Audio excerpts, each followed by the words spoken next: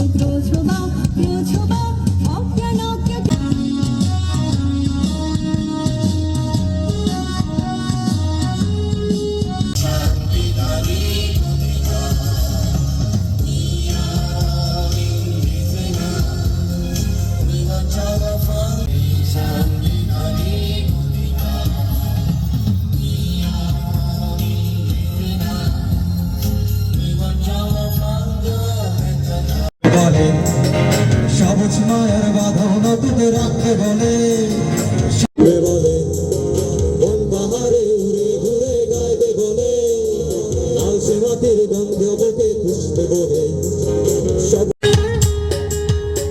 এই বঞ্জে আমার মা গো আমি তারই ছেলে।